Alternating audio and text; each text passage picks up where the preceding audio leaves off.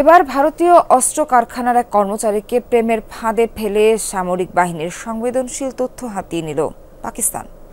পাচার হয়েছে সেনাবাহিনীর অস্ত্র উৎপাদন তালিকা, ড্রোন, আকাশযান সংক্রান্ত প্রকল্পের গুরুত্বপূর্ণ নথি। এবারও অভিযোগের তীর পাকিস্তানি গোয়েন্দা সংস্থা ISI এর বিরুদ্ধে।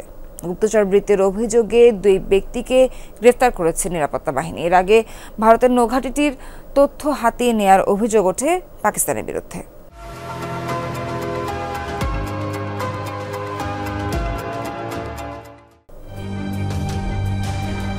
উত্তরপ্রদেশের এক সমরাস্ত্র তৈরির কারখানায় চার্জম্যানের দায়িত্বে ছিলেন রবীন্দ্র কুমার, যেখানে তৈরি হতো ভারতীয় সামরিক বাহিনীর এক রাইফেলস রেজিমেন্টের সামরিক সরঞ্জাম।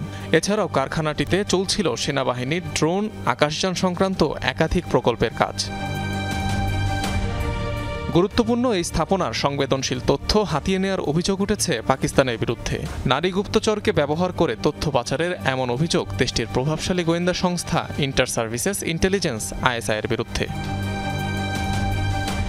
ভারতীয় গণমাধ্যমগুলো বলছে, নেহা শর্মা নামের এক আইডির সাথে বছরখানেক ধরে ফেসবুকে যুক্ত ছিলেন অস্ত্র কারখানার ওই ব্যক্তি। ধীরে ধীরে তৈরি হয় প্রেমের সম্পর্ক, ফাঁসানো হয় ওই ব্যক্তিকে।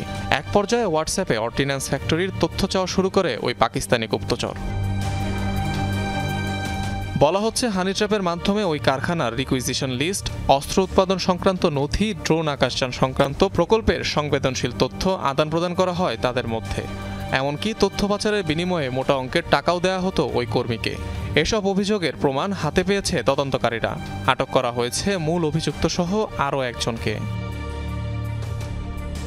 एक व्यक्ति जो कि चार्जमैन के पद पर है, नाम রবীন্দ্র কুমার নামের ওই ব্যক্তি গোপনীয় ও সংবেদনশীল তথ্য পাকিস্তানি গুপ্তচরের কাছে পাচার করেছে।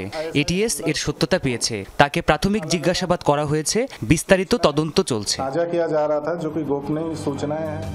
এর আগে 2 কন্ট্রাক্টরকে হানি ট্র্যাপে ফেলে ভারতের সবচেয়ে বড় নৌঘাঁটির তথ্য হাতিয়ে নেওয়ার অভিযোগ ওঠে পাকিস্তানের বিরুদ্ধে। এছাড়া বিশাখাপত্তনম নৌঘাঁটিতেও গুপ্তচর বৃত্তির অভিযোগ শোনা যায়। অনিক রহমান, যমুনা নিউজ।